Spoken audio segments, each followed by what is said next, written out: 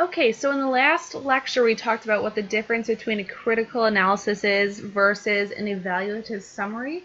So now that you have done all of that pre-reading from your critical thinking into argument book and you've already read your article and annotated it, we're going to talk about how to organize that information and then how to actually do the analysis throughout your essay.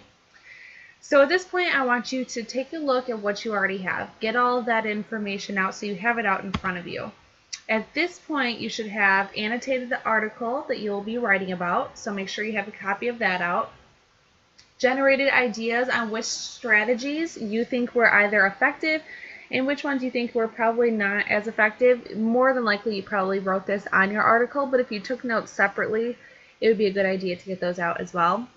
And you should have already developed a tentative thesis statement. We discussed the thesis statement in the last video lecture, so make sure you have that out. You're probably going to revise that as you continue. That's why I mentioned that it's tentative, but it's a good idea to have a jumping off point. So to remember and refresh your memory, there are various rhetorical strategies that you can include in your essay.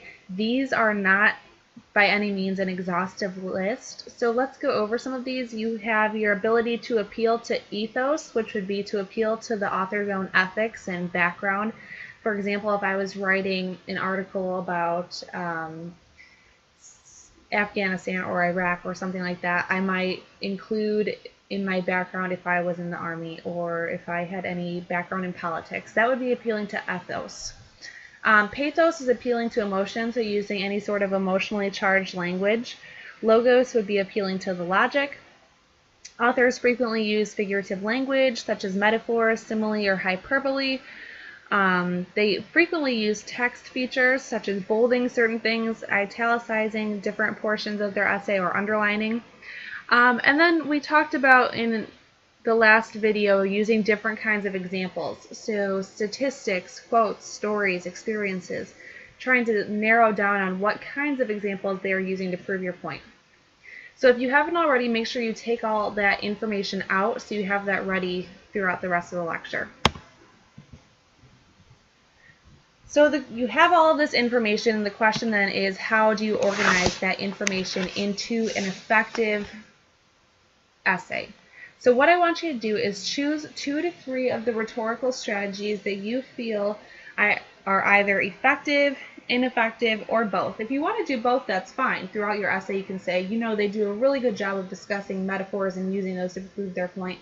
However, they're kind of ineffective when they are using this tone. Having a sarcastic tone, talking about racism, doesn't really match up. So that would be an example of how to use both effective and ineffective strategies.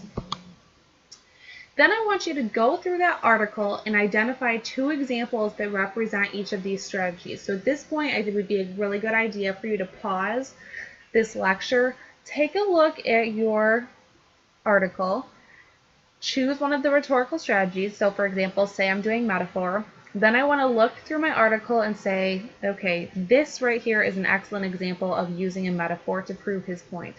This one might not be as good. So choose and identify 2 examples that represent each of these strategies that you're going to be discussing. Once you have chosen those 2 examples, we want to talk about how this is actually going to be organized logistically in your paper. Once again, remember, you don't have to organize your paper this way, but if you are looking for a jumping off point, this would be a good way to organize your paper. So as always, we have your introduction. Once again, we've talked about before having some sort of background information so that the audience knows what you're talking about before you go into this deep analysis, because the analysis is a close reading. So you want to make sure that the audience is familiar with this information before you start really honing in on the specifics. And then once again, at the end of your introduction, you'll have your thesis statement. So this would be my way of organizing each of my paragraphs of my body of my essay. So I would choose the rhetorical strategy number 1, and then I would choose 2 examples. I would either give an analysis of the purpose of this rhetorical strategy. So for example, I could say metaphors are used to show that X, Y, and Z, or I can have an analysis proving how the rhetorical strategy is used. So I could say this metaphor is used in this specific way.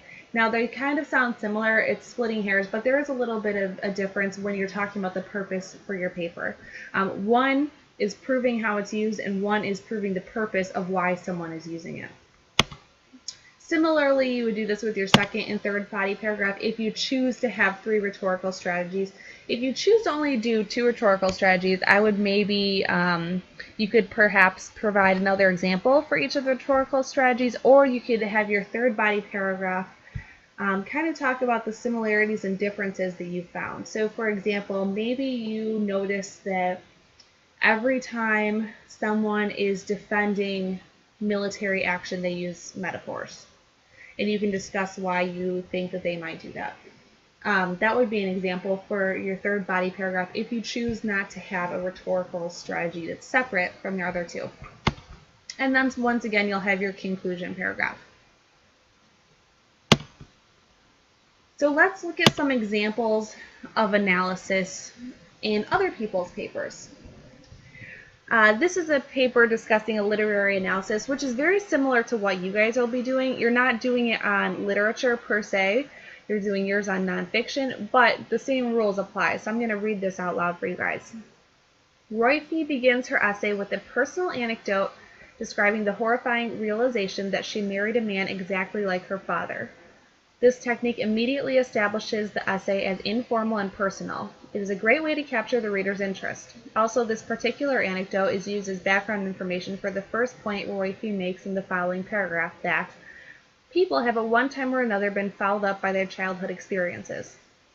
Another anecdote in the essay explains how Roiphe's mother used to give Roiphe mad money before going on dates. My mother and I knew young men were apt to drink too much, and mad money was for getting home on your own, no matter what form of insanity your date happened to evidence.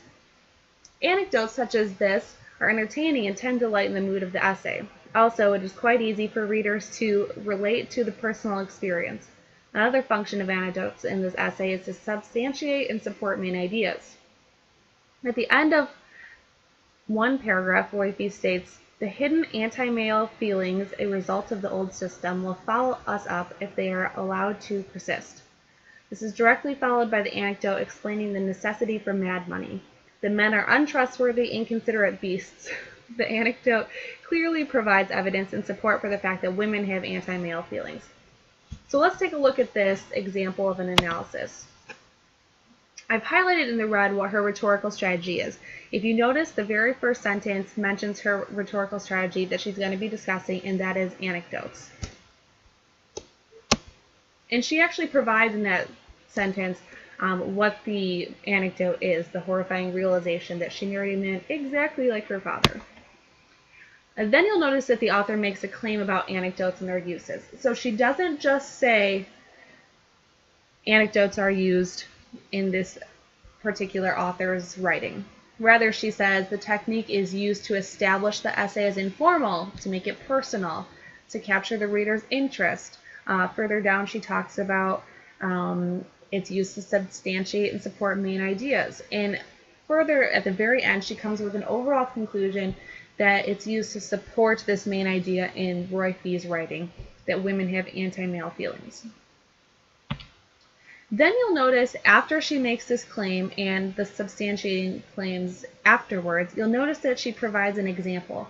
So these are actual in-text examples from the text that she is analyzing.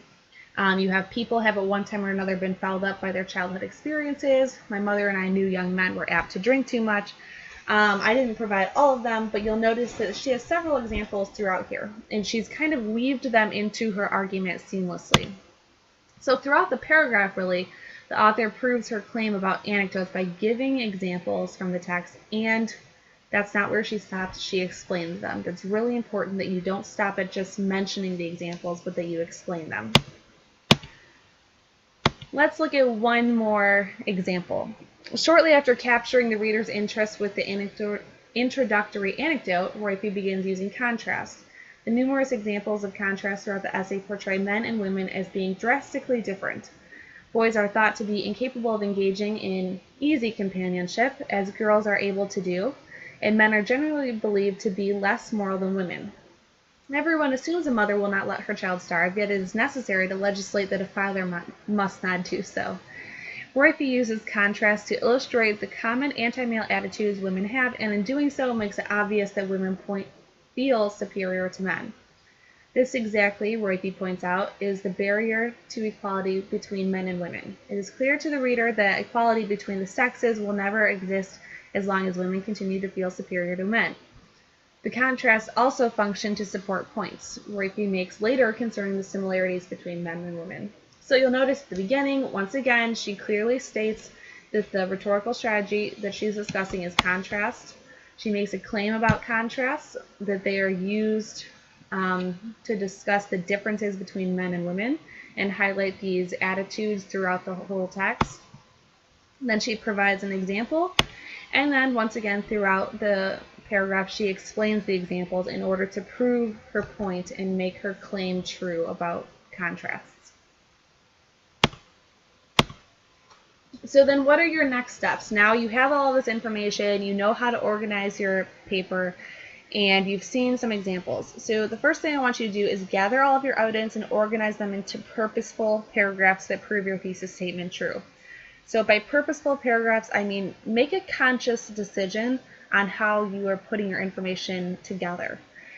Each of them should rely upon each other and prove your thesis statement true. Every paragraph should come back to that.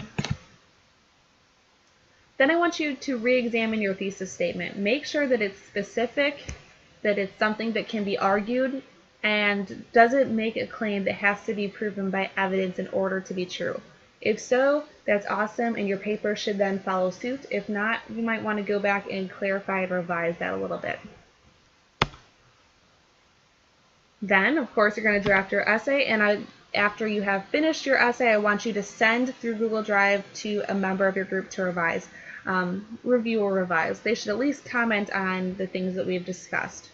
So I hope that helps. We will be meeting for conferences soon, and good luck.